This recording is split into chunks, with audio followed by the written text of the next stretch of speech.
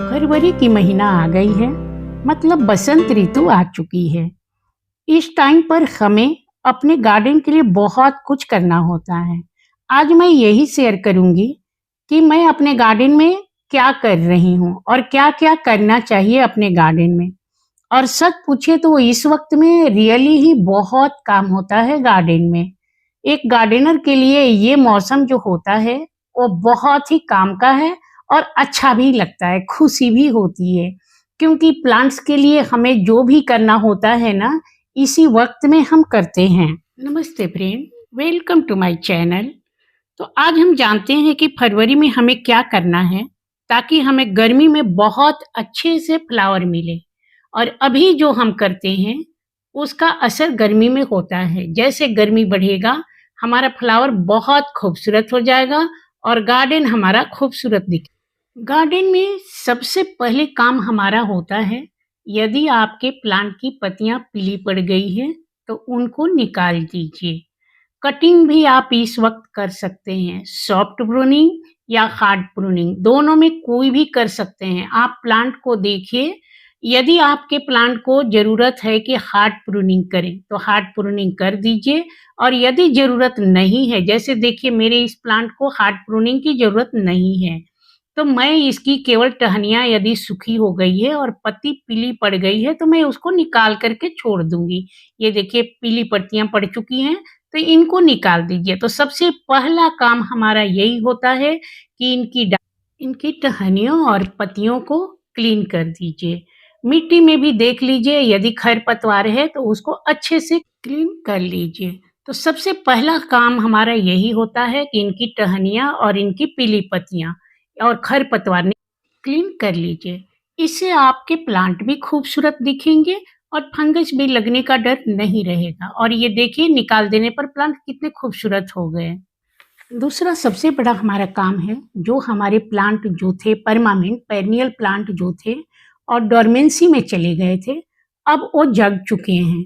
तो उनको अब हमें क्या करना है कि उनको अच्छे से मिट्टी की खुदाई करके और उनको फर्टिलाइज करना है, तभी वो समर में हमें बहुत अच्छे से फ्लावरिंग देंगे। यदि आपको अपने प्लांट की रिपोर्टिंग करने की ज़रूरत है तो आप रिपोर्टिंग कर सकते हैं। तो कैसे करना है, तो देखिए एक तो प्लांट बेजान हो चुका रहेगा और दूसरी उसके गमले से बाहर देखिएगा रूट निकल आएगा। इस टाइम पर आप रिपोर्टिंग कर सकते हैं, या चाहेंगे तो आप उसी गमले में मिट्टी निकाल करके और दूसरा मिट्टी डाल करके भी आप कर सकते हैं, या फिर उस मिट्टी को आप फर्टिलाइजर डाल करके और अच्छे से कर सकते हैं और उसे भी डाल सकते हैं। लेकिन अच्छी तो वही रहेगी कि आप नई मिट्टी में लगाइए, ज़्यादा अच्छा रहेगा। क्योंकि हमारे प्लांट पॉट में भी लगे हुए हैं, इसलिए इस वक्त में आप उसका मिट्टी चेंज कर दीजिए तो ज़्यादा अच्छा रहा। तीसरा काम है सीड सेविंग। अब ये प्लांट जा रहे हैं तो देखिए इसमें सीड आएंगे ही, तो आप नेक्स्ट ईयर के लिए इसको कलेक्ट करके रख सकते हैं। सीड आ रहा है तो आने दीजिए और अच्छे से उसको सूख जाने दीजिए। सुखा करके और उसको अच्छे से ये देखिए, ये देख रहे हैं, ये देखिए हमारा सीड आया हुआ है और मैं इसको ऐसे ही छोड़ दूंगी तो ये सूख जाएगा। सूख जाएगा तो मैं क्या करूंगी कि उसको धुआ, या तुलसी का भी आप कर सकते हैं, डालिया का कर सकते हैं। ये प्लांट बहुत अच्छे होते हैं और आप इनका सीड जमा, देखिए मैंने डालिया का भी सीड को धो करके अच्छे से और सुखा लिया है और एयर टाइट डब्बे में उसको बंद करके रख दिया है। और उसके ऊपर में नाम लिख दीजिएगा ताकि आपको पता चलते रहे कि कौन कौन सा है।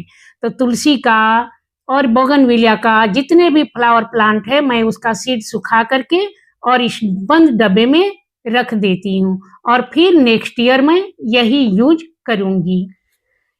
आप अपने क्रिंथमम के प्लांट को इसी तरह देखिए, जैसे मैं अपने पॉट में ही इसी को छोड़ दूंगी। हाँ, थोड़ा ज़्यादा बड़ा होगा तो मैं उसको कट कर दूंगी और इसके फ्लावर को सुखा करके भी सीड बना करके मैं रख लूंगी। और क्रिंथमम का प्लांट आप इसी पॉट में छोड़ दीजिए, थोड़ा बड़ा मत होने दीजिए और हाँ ज़्यादा धूप में मत रखिए और हल्की हल्की कभी कल पानी डाल। तो ये हमारा क्रिंथमम जो है वो नेक्स्ट ईयर के लिए तैयार हो जाता है। मैं इसे एक्चुअली ये 3-4 ईयर से मेरे इसी गमले में लगा हुआ है और इसका मिट्टी मैं चेंज कर देती हूँ और इसी तरह रख देती हूँ। हाँ, धूप में इसको नहीं रखती और समटाइम्स इसको कम ही काल मैं इसको पानी डाल देती हूँ और ये हमारा इसी तरह फ्लावर देता रहेगा। ये बहुत अच्छा टाइम है आपको कटिंग लगाने का। किसी भी फ्लावर का, परमानेंट किसी भी प्लांट का आप कटिंग इस वक्त में लगा सकते हैं।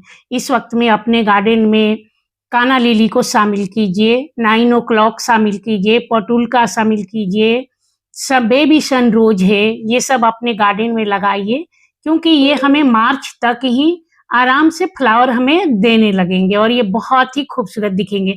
सदाबहार लाइए, सदाबहार को डिजाइन डिजाइन कर बनाइए और लगाइए। ये देखिए, मैंने भी बेबी सन रोज का और 9 ओ क्लॉक ये दोनों का कटिंग लगाई हुई हूँ और ये देखिए अभी इससे कितने खूबसूरत दिखने लगे हैं। तो अपने गार्डन में इसको तो जरूर ही शामिल कीजिए। ये थोड़े ही दिनों में देखिएगा ये पूरे फ्लावर से भरे हुए मिलेंगे। ये देखिए, ये तो एक ऐसा प्लांट है कि आप कभी भी कटिंग लगा सकते हैं और ये जो भी आपको प्लांट दिखा रहे हैं, इसका सारे का कटिंग आप लगा सकते हैं। इजीली लग जाता है, लगाना बहुत आसान है और ये मौसम तो ऐसा है कि आपका साथ देगा। आप लगाइएगा, ये तुरंत लग जाएगा कटिंग और ज़्यादा कुछ करने की ज़रूरत नहीं पड़ती है। और ये देखिए हमारे जो परमानेंट है, ये मालाबार है, देखिए कितने फ्रूट्स आए हुए हैं। तो मैं ये सारे फ्रूट्स तोड़ लूँगी और तोड़ करके और इसको थोड़ा-सा मैं कटिंग करूँगी, ज़्यादा कटिंग नहीं करूँगी, लेकिन हाँ, सॉफ्ट प्रूनिंग इसका ज़रूर करूँगी। ये चेरी है, चेरी को भी मैं अब थोड़ा-सा सॉफ्ट प्रूनिंग करूँगी। चेरी हो गया, ये मेरा पोमोग्रेनेट हो गया, ये सबको कनेर हो गया, ये सबको मैं सॉफ्ट प्रूनिंग करूँगी। ज़्यादा मुझे करने की ज़रूरत नहीं है, हार्ड प्रूनिंग नहीं करूँगी, लेकिन हाँ, ये मेरे सारे प्लांट्स को मैं सॉफ्ट प्रूनिंग करूँगी। आप इस वक्त में अपने गार्डन को डेकोरेट भी कर सकते हैं। जहाँ चाहें आप प्लांट को, जैसा कभी कल होता है ना कि दिल होता है कि मेरा यहाँ पर प्लांट है तो इसको चेंज आप कर सकते हैं। मतलब आप प्लांट को कभी कल मन हो जाता है कि यहाँ पर अच्छा नहीं लग रहा है, मैं दूसरे जगह पर शिफ्ट करूं या इस प्लांट को मैं ऐसा कट करके थोड़ा दूसरा शेप दे दूं, तो आप इस वक्त में आप इजीली कर सकते हैं। आप अपने प्लांट को नेट में भी रख सकते हैं, इस वक्त नेट लगा सकते हैं। सबसे जरूरी चीज आती है फर्टिलाइजर की और इन प्लांटों को फर्टिलाइज करना भी बहुत जरूरी है। हमारे गर्मी के प्लांट थे, अब जग चुके हैं, डोरमेंसी से उठ चुके हैं, तो उनको हेल्दी हेल्दी खाना देना पड़ेगा ताकि वो आगे आने वाले समय में ये आपको अच्छे फ्लावर दे सकें। तो इस टाइम पर मिट्टी में आप चाहिए तो पुराना मिट्टी या न्यू मिट्टी, आप पुराने गमले का जो मिट्टी है वो भी ले सकते हैं या न्यू मिट्टी भी आप खरीद सकते हैं।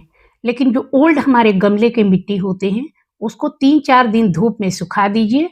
धूप में सुखाने के बाद इसमें बर्मी कंपोस्ट, नीम खली या गोबर की खाद ये सारे मिक्स करके और एक साथ आप अच्छे से धूप में सुखा करके रख लीजिए और जब भी आपका मन हो इन मिट्टी में लगा दीजिए। मैं भी वही करती हूँ। ये देखिए मिट्टी मैंने एक ही साथ बना करके और रख देती हूँ और अब सारे प्लांट जो है मैं इसी मिट्टी में लगाती रहूंगी और बहुत इजी हो जाता है। एक साथ जब आप मिट्टी बना करके रख देते हैं तो बहुत अच्छा रहता है। चूंकि मैं पॉट में वैसे भी गार्डनिंग करती हूँ, इसलिए मैं एक साथ ही बना करके रख देती हूँ और सारे प्लांट्स को अपना देती रहती हूँ।